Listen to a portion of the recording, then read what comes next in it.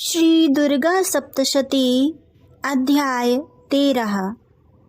राजा सुरथ और वैश्य को देवी का वरदान। जो उदय काल के सूर्यमंडल की सी कांति धारण करने वाली हैं, जिनके 4 भुजाएं और 3 नेत्र हैं, तथा जो अपने हाथों में पाश, अंकुश, वर एवं अभय की मुद्रा धारण किए रहती हैं, उन शिवा देवी को मैं अपने हृदय में ध्यान करती हूँ। ऋषि कहते हैं, राजन, इस प्रकार मैंने तुमसे देवी के उत्तम महात्म्य का वर्णन किया। जो इस जगत को धारण करती हैं, उन देवी का ऐसा ही प्रभाव है। वे ही विद्या ज्ञान उत्पन्न करती हैं।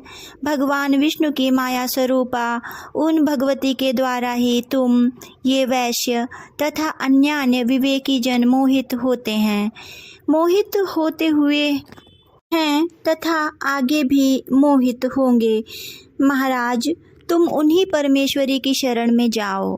आराधना करने पर वे ही मनुष्यों को भोग, स्वर्ग तथा मोक्ष प्रदान करती हैं।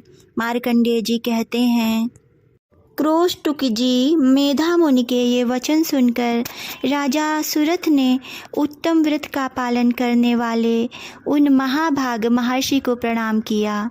वे अत्यंत ममता और राज्य अपहरण से बहुत खिन्न हो चुके थे।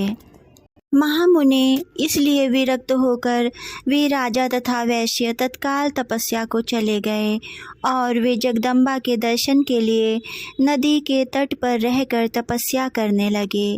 वे वैश्य उत्तम देवी सूक्त का जप करते हुए तपस्या में प्रवृत्त हुए।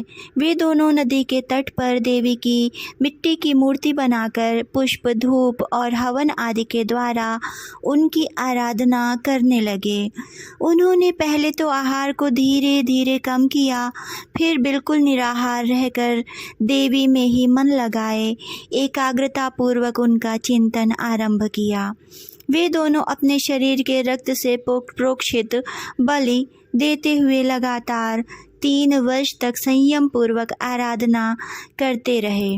इस पर प्रसन्न होकर जगत को धारण करने वाली चंडिका ने प्रत्यक्ष दर्शन देकर कहा। देवी बोली, राजन तथा अपने कुल को आनंदित करने वाले वैश्य, तुम लोग जिस वस्तु की अभिलाषा रखते हो वह मुझसे मांगो, मैं संतुष्ट हूँ, अतः तुम्हें वह सब कुछ मैं अवश्य दूंगी। मार्कंडेय जी कहते हैं, तब राजा ने दूसरे जन्म में नष्ट न होने वाला राज्य मांगा तथा इस जन्म में भी शत्रुओं की सेना को बलपूर्वक नष्ट करके पुनः अपना राज्य प्राप्त कर लेने का वरदान मांगा। वैश्य का चित्त संसार की ओर से खिन्न एवं विरक्त हो चुका था और वे बड़े बुद्धिमान थे, अतः उस समय उन्होंने तो ममता और अहंता रूप आसक्ति का नाश करने वाला ज्ञान मांगा। देवी बोली, राजन, तुम थोड़े ही दिनों में शत्रुओं को मारकर अपना राज्य प्राप्त कर लोगे। अब वहाँ तुम्हारा राज्य स्थिर रहेगा। फिर मृत्यु के पश्चात तुम भगवान विवस्वान सूर्य के अंश से जन्म लेकर इस पृथ्वी पर सांवर्णिक मनु के नाम से विख्यात होगे। वैश्यवर्य, तुमने भी जिस वर को मुझसे प्राप्त करने की इच्छा की है उसे देती हूँ, तुम्हें मोक्ष के लिए ज्ञान प्राप्त होगा।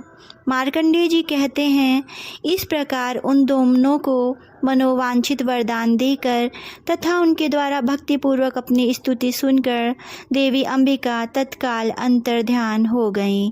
इस तरह देवी से वरदान पाकर क्षत्रियों में श्रेष्ठ सुरथ सूर्य से जन्म ले सावर्णी मनु होंगे।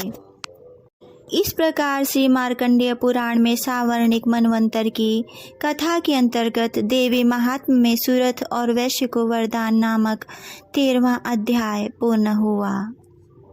जय माता की। प्रिय भक्तों, इस प्रकार श्री दुर्गा सप्तशती का संपूर्ण पाठ संपन्न हुआ। समस्त 13 अध्यायों के पूर्ण होने के पश्चात देवी से क्षमा प्रार्थना अवश्य की जाती है, अतः मेरे अगले वीडियो में आप देवी से क्षमा प्रार्थना नामक स्तुति को अवश्य सुनें। जय माँ भवानी।